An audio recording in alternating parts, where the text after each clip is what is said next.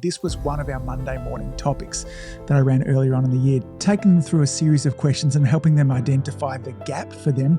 Was it an information gap? Do they need to learn more things, or was it an implementation gap? Now, almost 100% of those people that had been with me for more than 6 months, it was an implementation gap. They didn't need to learn more stuff. They needed to just start to implement. Research is really clear about this. There's been a lot done on companies. Companies who have a focus on not only knowledge, but on implementation on that knowledge have on average 30% higher increase in productivity and revenue compared to those that are just knowledge-based. The value nowadays doesn't exist in information, it exists in implementation. So work on that. Good morning, good afternoon, and good evening, folks. Hey, welcome to another episode of the Marketing Your Practice podcast, the podcast where I have the pleasure to simplify the marketing and the mindset so you, the chiropractor, can increase your income, your impact, and your enjoyment in practice too. Now, over this last 18 months, I've been doing a tremendous amount of study on exactly what does it take for chiropractors to grow their practice. And I've been looking beyond just chiropractic practices. I've been looking really into kind of business in general. What are the strategies in terms of attract, convert, and deliver? Now, I've had several lessons that the universe has been giving to me. I don't know if you get this, but if I don't learn a lesson from the universe, it gives it to me again and again and again. And sometimes those lessons start off as gentle little taps and eventually they end up as a kind of slap across the face. Don't know if that happens to you, but it happens to me often as well. And I'm very appreciative of it. Anyway, so let me explain. Late last year, I had the opportunity to learn from another coach who was taking us behind the curtains and showing how his business works. Now, his business is doing somewhere between kind of $6 and $9 million a month in the education space. And he was taking the group that I'm a mastermind group that I'm a part of through their customer acquisition, their conversion, retention, you name it, pulling back the curtains, showing their Facebook ads, their emails, you name it there. Now, to say that I was excited was probably an understatement from here. I thought I was going to learn the secret that was going to help me grow my practice so I could reach more chiropractors, so I could help them become more of the community influencer in their community. Now, much to my surprise, as I was watching him go step by step through everything, there was very little that was new that I was learning. It wasn't that he was providing me with more information. The big difference between what he was doing and what I'm doing in my business was implementation. Now, this lesson continued to repeat itself month after month as I watched people in businesses who were ahead of me. Typically, what they weren't doing is things that I couldn't do or hadn't done in the past. They were doing things that I wasn't consistently doing now. Now, this had me realize that where we are in our businesses, where we are in our practices right now, and the journey that we want to go on, there's a gap between them. Now, the gap between them, those pathways between them, there's one of two different pathways. It's either an information pathway or it's an implementation pathway, okay? Now, what I realized and what the universe was telling me is, Angus, you don't need more information. What you need is implementation. Now, I was wondering if it was just me that felt this way. I ran a training for community influencers. Once a week, we do a deep dive into a topic, and this was one of our Monday morning topics that I ran earlier on in the year, taking them through a series of questions and helping them identify the gap for them. Was it an information gap? Do they need to learn more things, or was it an implementation gap? Now, almost 100% of those people that had been with me for more than 6 months, it was an implementation gap. They didn't need to learn more stuff. They needed to just start to implement. In today's episode, what I want to do is I'm going to define those terms for you a little bit more, an implementation gap and an information gap. I want to talk with you a little bit about why we often end up heading down the path or default to the information gap. I'll ask you some questions that might help you identify what is holding you back from practice growth. Is it information? Is it knowledge? Or is it implementation? And then we'll talk about how we would move forwards from those. So let's start by defining these terms. A knowledge gap or an information gap is just a lack of information or understanding about how to grow your practice. I just don't know how to do it. Now, I had a conversation with a chiropractor earlier on in the week who is a relatively new chiropractor, never employed staff before, and was about to have some CAs. And so we talked through the information that she needed to know in terms of to hire and to train and to really bring about the culture and the support that she wants. So new information for her that she is now implementing, okay? An implementation gap, though, is an inability to put existing knowledge into practice effectively. Now, I've got a sneaking suspicion if you're anything like the community influencer members that I ran this training with earlier in the year, is that you're probably realizing what's holding you back is not a lack of information, but it's an implementation. Now, when I came across this realization towards the end of last year there too, it shifted my focus completely. So I moved away from wanting to get more information. In fact, I actively moved, stopped going to training, stopped reading new books, and put all of my effort, my time and energy into implementing the things I knew I should be doing. Now, research is really clear about this. There's been a lot done on companies. Companies who have a focus on not only knowledge, but on implementation on that knowledge have on average 30% higher increase in productivity and revenue compared to those that are just knowledge-based. Now, as I hinted upon beforehand, there's something romantic though about knowledge, and we default to whenever we want to do something new, whenever we want to grow our practice, whenever we set our goals, the first thing we default to is I need to get more knowledge. Now, there's several reasons why we do that, and I want to share 5 really big ones here to help you identify what is it for you, because it tricks us, okay? The knowledge gap in most cases is an absolute trick. The first one is the dopamine effect. So when we learn new information, it triggers the release of dopamine.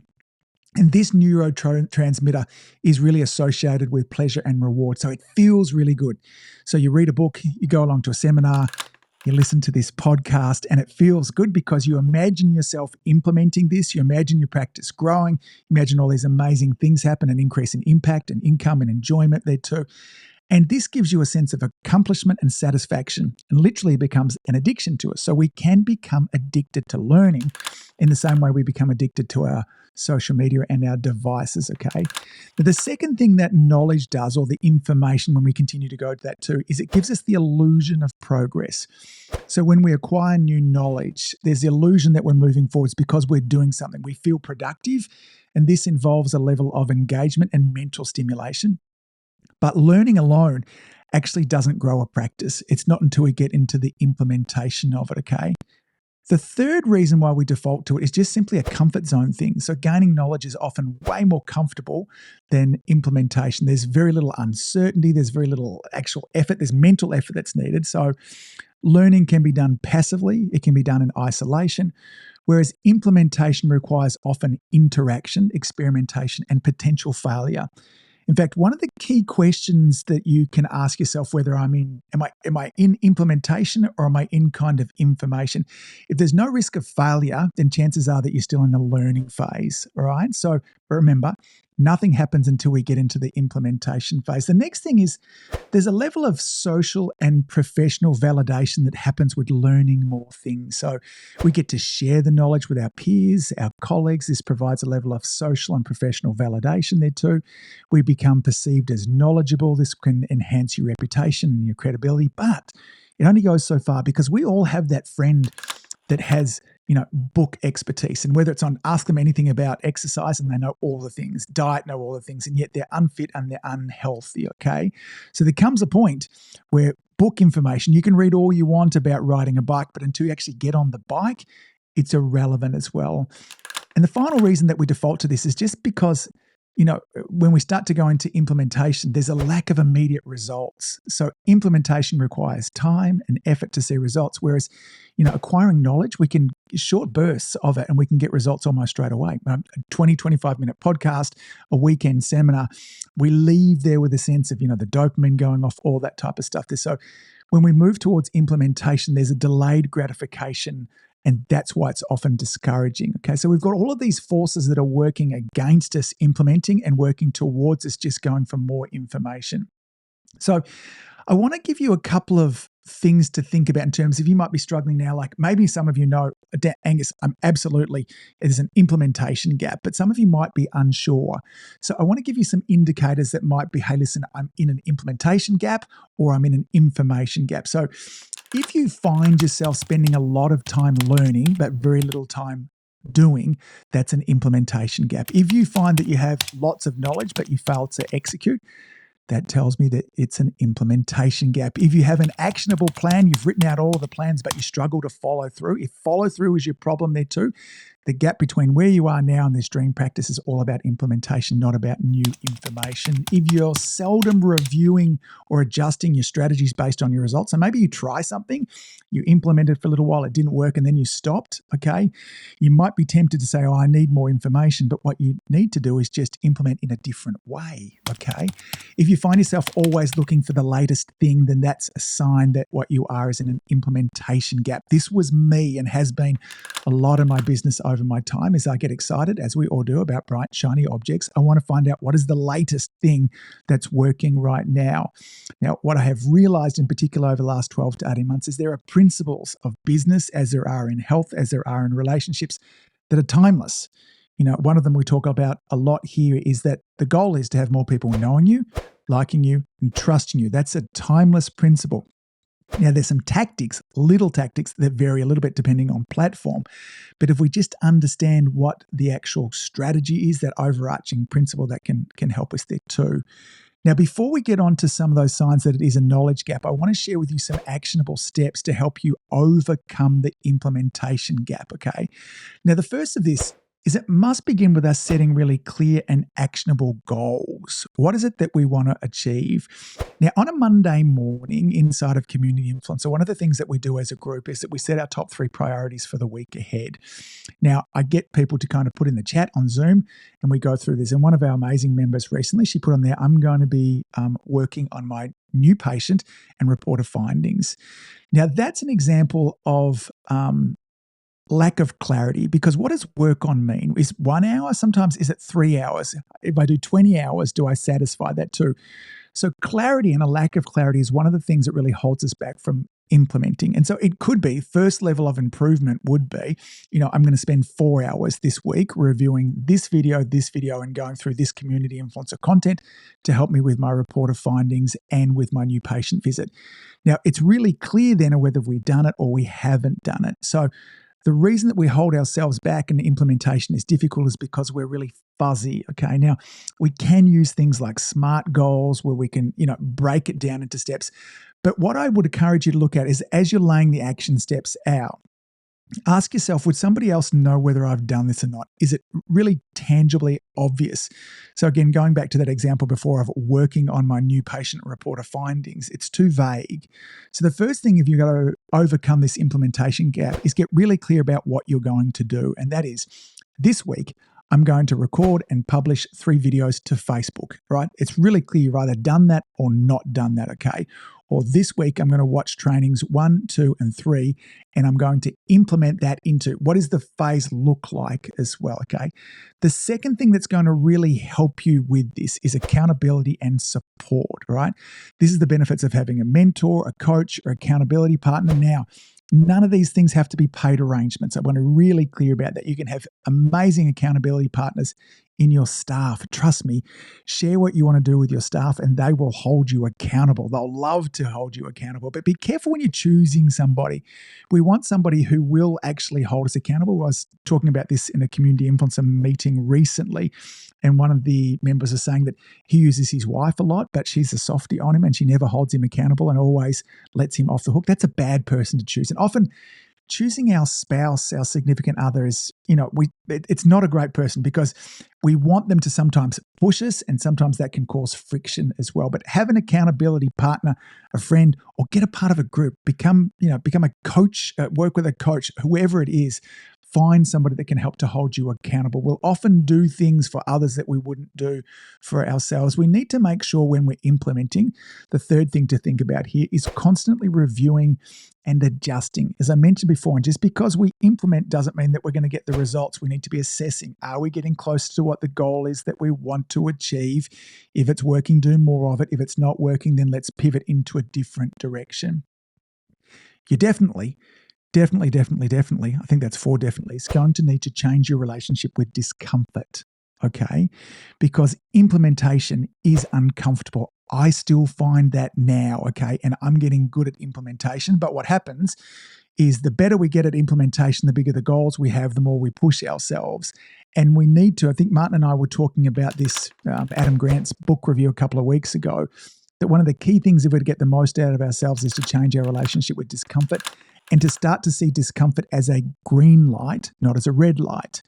Now, this morning I was having a chat with a wonderful chiropractor who's about to employ her first associate, a new grad, and she was feeling terrified. There was a sense of discomfort that she had. We explored the story, and her story was, I won't be able to get her busy. I don't have anything to teach her, and therefore she was thinking of pulling out. Now, she saw that discomfort, made up some stories to go along with it, and we needed to rewrite those stories. That discomfort is not a sign for her to pull back. It's a green light. It's a green light to go forward. She's doing something new. She's growing a business. This was the goal. We needed to change the story over, which is, of course, she can mentor her. Of course, she can help to bring in new patients. She's got a lot of skill sets to help with that too. And the final thing that will really help you when it comes to implementation is to give up on perfection. All right. This desire for it to be right first time is holding you back. Now, one of the mind tricks that's really helped with me of recent with this is the idea of running experiments. Now, the moment I use the word experiment in my mind, it gives me the freedom to fail. Okay. So I've been struggling with my exercise of recent. Now, I've had a great relationship with exercise all my life. It's never been difficult for me, but this last 4 months I've been really inconsistent. I normally get up very early in the morning. So I'm started work at my desk by 6:30 in the morning, and I work through until about 12:30, and then I have the afternoons off, and I generally exercise at lunchtime. But that's been happening super inconsistently now for several reasons. One, I'm really, really excited about my business at the moment. Okay. I've got lots of great content for community influencers. I'm reinvigorating and redesigning things inside of that. And so I can literally work for 12, 14 hours a day without getting tired and without losing focus at the moment.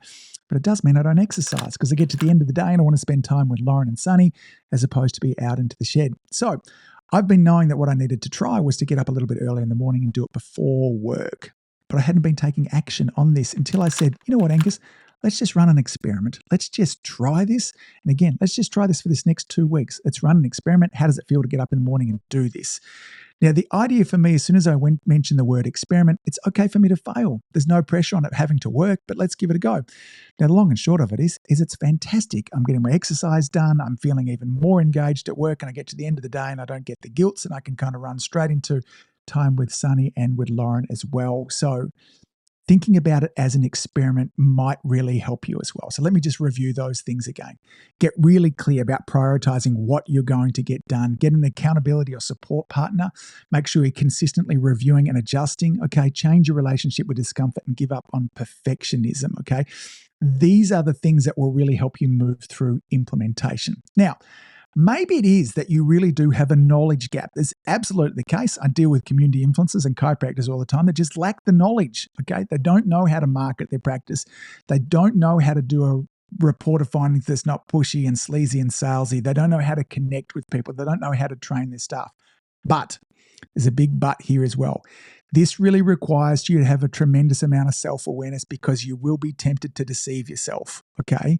Like how much information is enough? All right, we always want a little bit more for all of those reasons that I said. So as you're going through this and really assessing yourself of, do I actually have a knowledge gap, an information gap, or is it implementation? Please be self-aware that you may be trying to deceive yourself as well. So here's some things to think about. If you frequently encounter problems that you can't resolve due to a lack of specific expertise, it's a knowledge problem. Okay, so like the chiropractor I was training recently about, bringing on staff and staff systems, those kind of things, they just had a knowledge problem.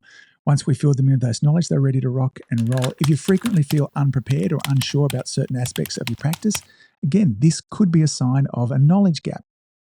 If your goals remain unmet because you don't know the necessary steps to take to achieve them, this could be a knowledge gap, okay? Again, it could be just you bullshitting yourself as well.